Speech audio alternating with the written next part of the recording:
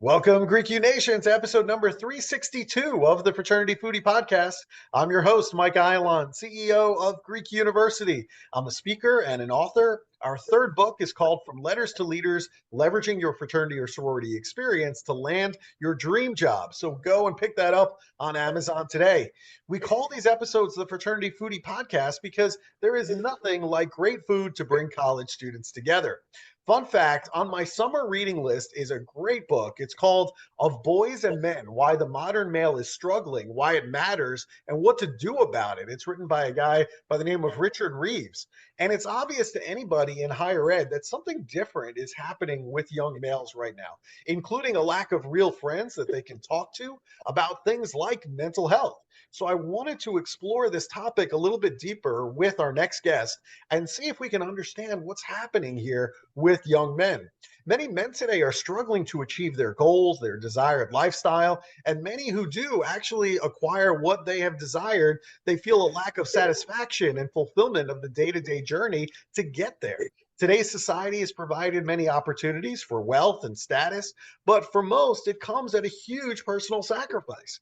Many find that pursuit of wealth and luxury comes at the cost of, number one, operating with high stress on a day-to-day basis, resulting in dissatisfaction, burnout, or mental or physical health concerns.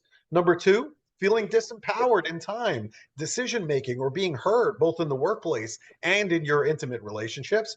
And number three, being paralyzed by high work outputs, all these metric-based goals, and never-ending intellectual research, which can stunt the space for creativity and innovation. Karl Lashkari helps men develop inner alignment so they can lead powerfully and with inspiration to create expansion in their businesses, in their romantic relationships, and in social change initiatives. Welcome to the show, Karl. Thanks for having me so much, Michael. Hey, it's great to meet you here, and it's great to be talking about men, about mental health. There's so much here to talk about, so I'm just really pumped to have you on the show. But I did want to start with your background because I think that's kind of interesting to me and to our listeners. I know you decided on UC Davis for your undergraduate experience. I'm sure you had some choices on where you were going to go to college. So what made you choose UC Davis of all places? Yeah, so I'm from the Bay Area originally and wanted to be somewhat close to home. And at the time, I can't say I had super deep processes. I would pull up the US News and World Report list of top colleges and be like, all right, in California, where's the highest I can go on the ladder here? I was going in for studying business management, and I chose UC Davis because it was close by. It was a great school, and it was up on that list. Yeah, there are some great students that go there. I've met a ton of students over the years there, and I really like them a lot. And, it is interesting just looking at that list today because my kids are choosing their colleges right now. And so just looking at Yeah. the list and then looking at the debt that they're going to have to take on in order to go to some of those schools on that list. I mean, it's just so much more than what you and I had to pay. Oh, absolutely. I don't even know those numbers, but I don't think I need to. I don't think you need to. Believe me, you don't want to look at those numbers because it's just frightening, what it costs you to get a degree today versus what you and I paid. But yeah, that's really interesting. And, the other thing that's interesting about you is you actually worked for Grant Thornton for a while. You led the development of their technical and delivery capabilities around intelligent automation for 3 years. And I'm just wondering because, we're starting to see a lot with ChatGPT and some of this other artificial intelligence out there. Is there anything that's surprising to you about the rise of AI and the use by the general public today? And also, what risks do you see up ahead for us? Yeah, absolutely. So nothing really surprised me where it's going. As little as 5 to 7 years ago, it was mostly rules-based automation. And I don't know if you know what I mean by that, but it's basically you set the parameters for the intelligence and it goes off of the human's parameters. But as soon as the machine learning algorithms start to come in, it didn't surprise me that it's going to exponentially grow. And I'm talking about in maybe a span of, like I said, 5 to 7, maybe 10 years, the evolution has been insane. Like, I don't think we've ever seen an evolution like this, but because of the nature of these algorithms, it's just going to grow at rates that really humans have never seen before. And that's where we're at with ChatGPT. This is all moving really, really fast. And in terms of the risks, I'm quite concerned about the risks, to be honest. Back then I was all about technology and understanding algorithms, and now what I do is focusing on the human technology, the human brain, the nervous system, the emotions, and all that. And there is an inverse correlation here. If we use this technology as a tool, I'm for it. It can be if it's in the right hands by the right people for the right purpose, it's a great tool. But I don't know if I fully trust that it's always going to be in the right hands by the right people for the right purpose, as well as just the fact of how are we going to keep ourselves sharp as humans? How are we going to keep understanding our human technology? Dating apps are completely changing the way men operate in their own awareness, health, mental health. Instagram, social media is completely impacting the way women operate in their mental health, emotional health, etc. And I believe that we're starting to get more numb to how our humanity works. And it's really, really important that each and every one of us takes accountability to keep that going. Our social skills, our communication skills, our ability to analyze. Like, you don't have to write an essay anymore. There's so many levels of creativity and, tapping to our human potential. And then when we continue to numb those things and not use those things, it has a negative impact. So that's my big concern is really on our mental health. Yeah, I share those concerns as well. I'm actually in a doctorate program right now, so I know what it's like to write a paper and to do research, and to analyze all of this data in my mind and then come up with a paper that I write myself as opposed to telling ChatGPT what to write about. And then just sitting back and not using or flexing any of those muscles in my brain, and just allowing this computer to do all the work for me. And so, what does that mean for my son who's starting college as an undergraduate this fall? What does it mean for him? And then, my daughter is a year behind him. I'm just, it's going to completely change the landscape. And how do you put the horse back in the barn after we already have all of this technology? I don't know that we're going to be able to. I don't think so. I don't either.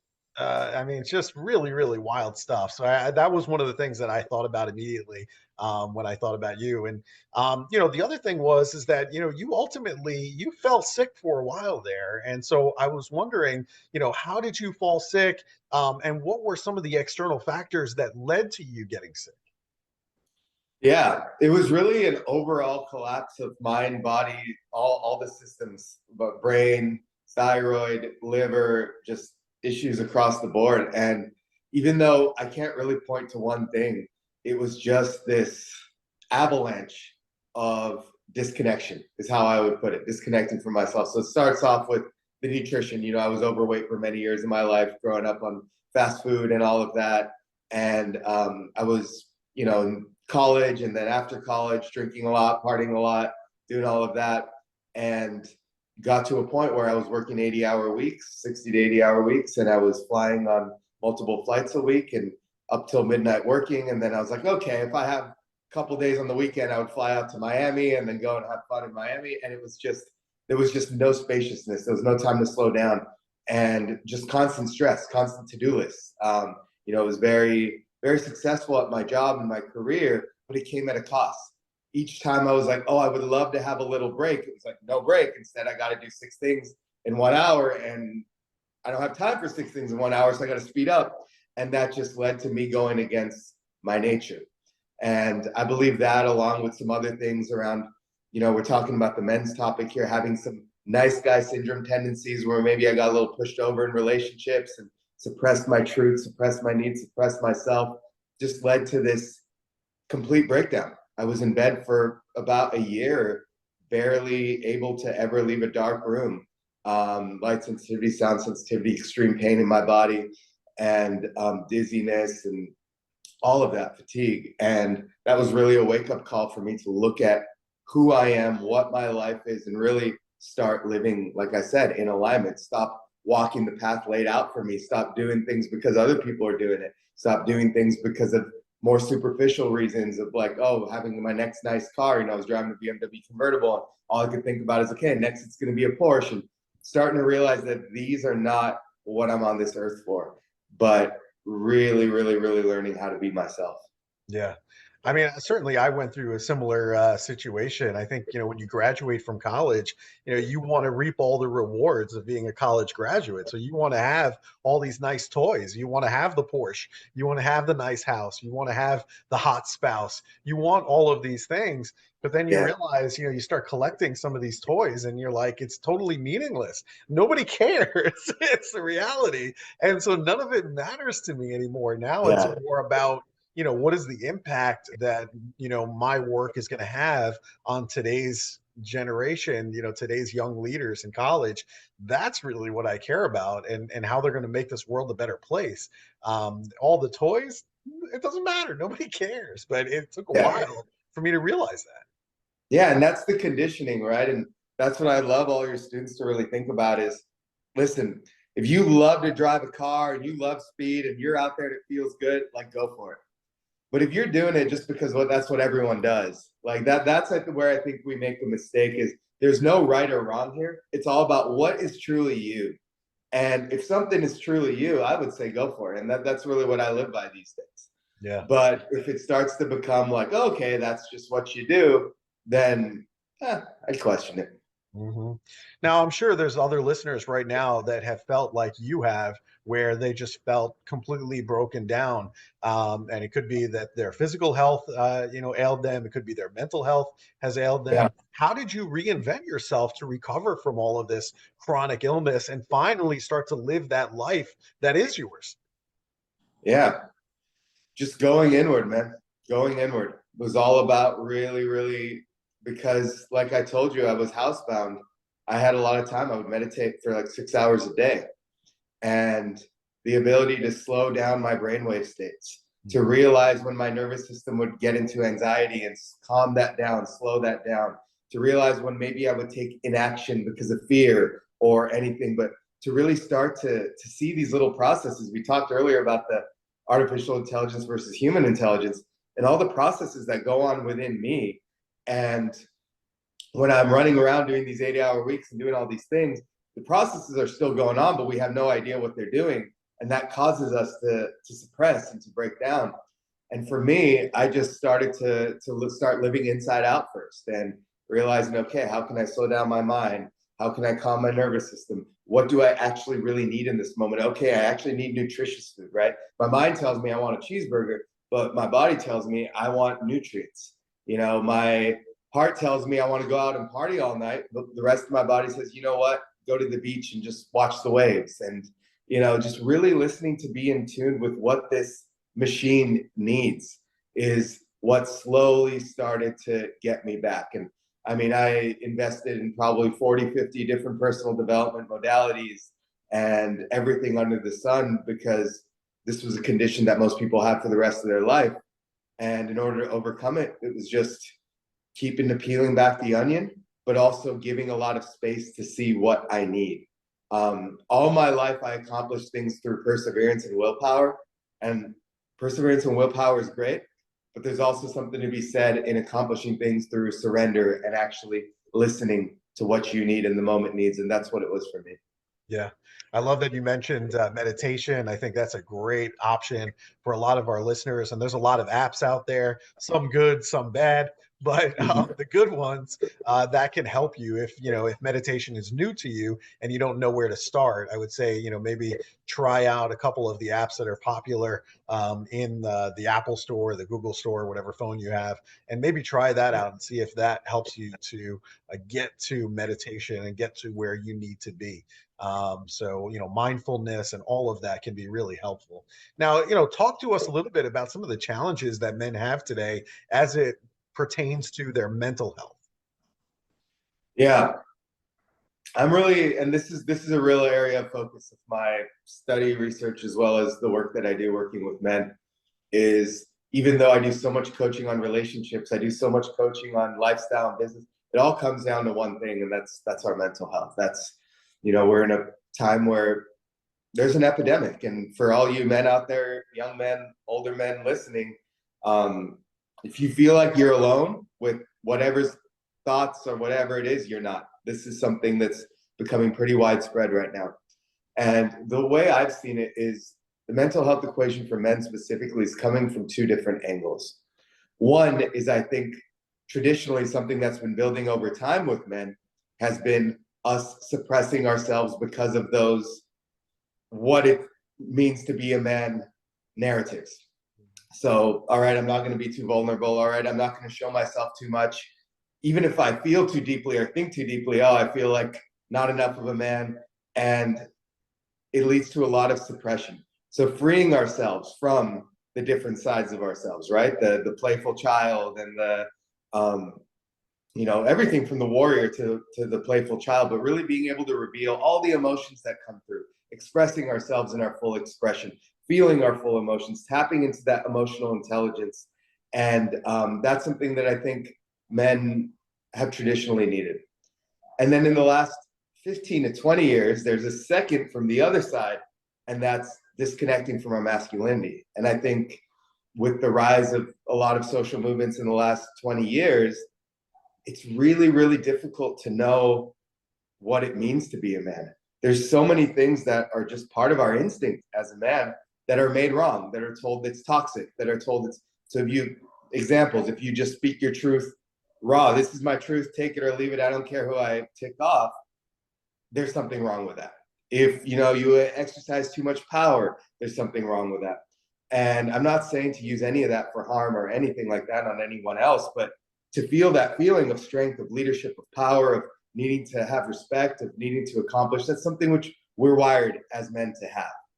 And I think in relationships, there's a lot of things that how we used to operate as men in relationships, being the leader of a relationship, being a provider of a relationship.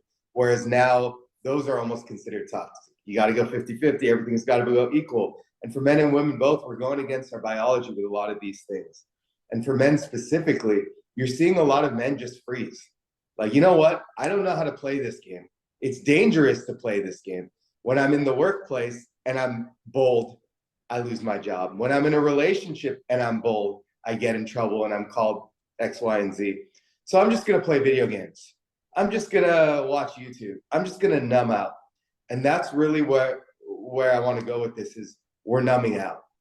We're not, because of the fact that it's dangerous to be connected to our primal biological nature in a lot of ways, it's just easy to not be it.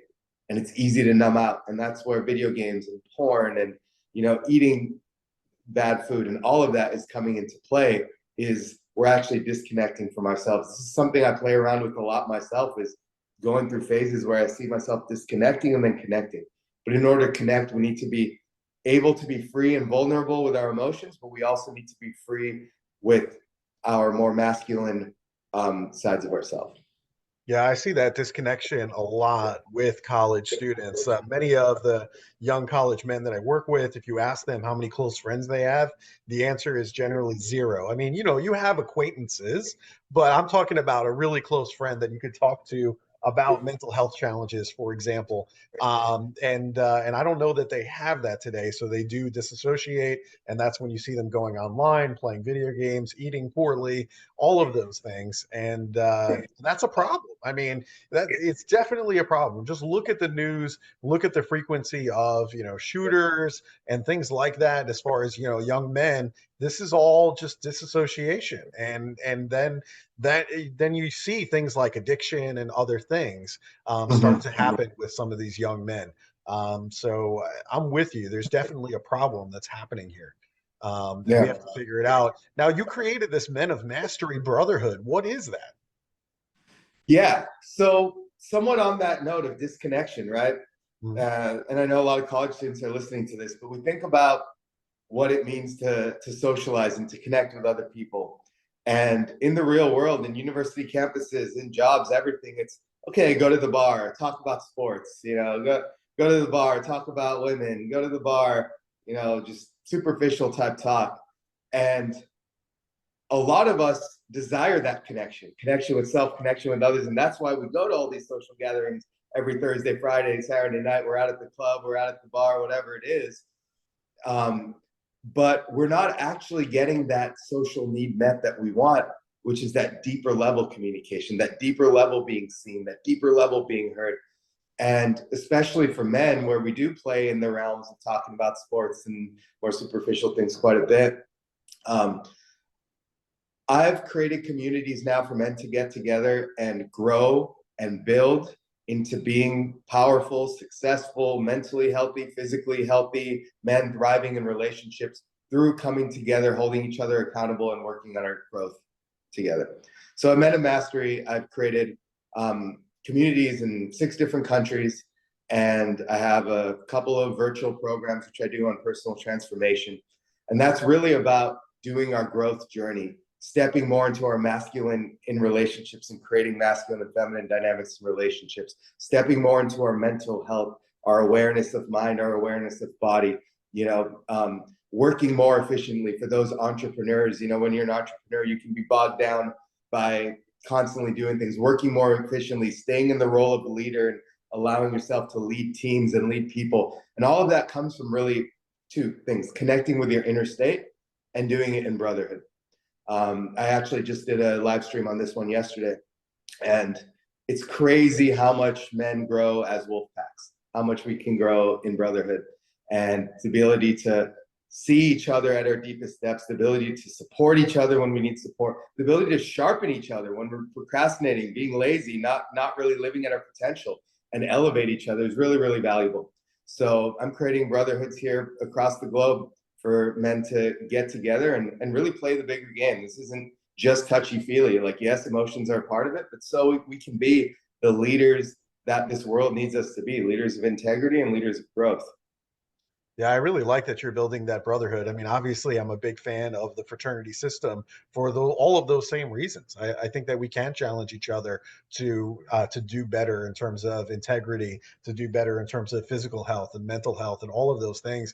And I think that we can help each other if we have that community. If we are disassociated and by ourselves, then I think you're going to find a lot of destructive behavior start to happen. So I love that you've created that. And I also know that you have this other product that you called Elevate. What's the difference between the Men of Mastery Brotherhood and Elevate? Yeah, so Elevate, it's actually Elevate Your State. And Elevate Your State is Men of Mastery is my overall community, brotherhood, movement, whatever you want to call it. And then I have 2 programs underneath it. One is Elevate Your State, and the other is the Masculine Mastery Method.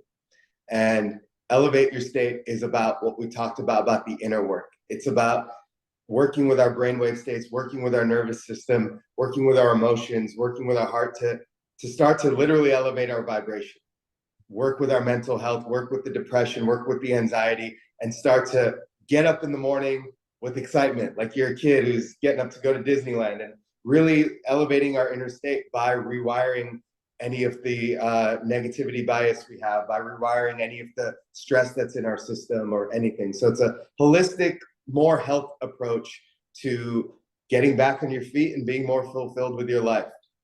And then the Masculine Mastery Method is my other program, which is around stepping into your leadership. It's more leadership focused, but again, doing the inner work to step up into your masculine leadership, to be the trustable man, to lead relationships, businesses, and societies, etc. I love that you're talking about healthy masculinity. I think sometimes when we talk about healthy masculinity, people might think that that's, at the expense of women, and that's not really the case at all. So I guess the question is, I mean, that's a common misconception, right? So how can we bring more inclusivity instead of this division in the gender conversation? Yeah. Yeah, and it really upsets me that a lot of people in the internet space, for any of you watching the manosphere, all that stuff, don't get me wrong, there's many concepts conceptually I agree with, but the energy behind it of us versus them is really, really destructive, and it's really, really inaccurate. One thing that I'm very, very grateful for is in my journey on this, it was all in communities that were men and women coming together to be better for each other, because that's what we all want at the end of the day. And to answer your question, how do we bridge the divide? How do we, unite the division? Is, I think as men and women both, we need to take accountability for our own experience and our own actions. As men, we have a lot of power as men in our masculinity. And when I say power, I don't use this word lightly. the feminine, we'll call it feminine women, have always followed leadership.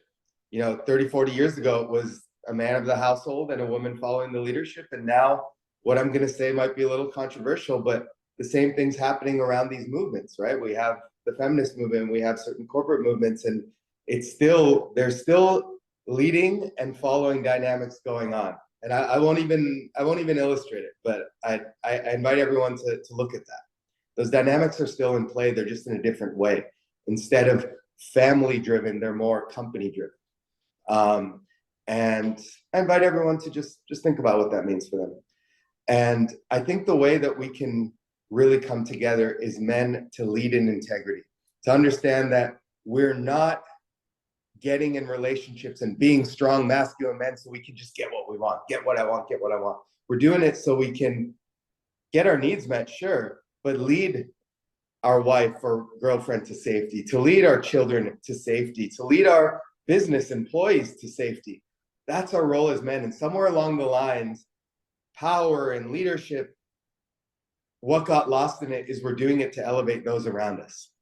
So as men, when you do exercise your power, when you do exercise your masculinity, are you doing it to be a tribe leader where the whole community thrives and survives? Or are you doing it because you're scared your needs won't get met and you got to push others down and hold them down?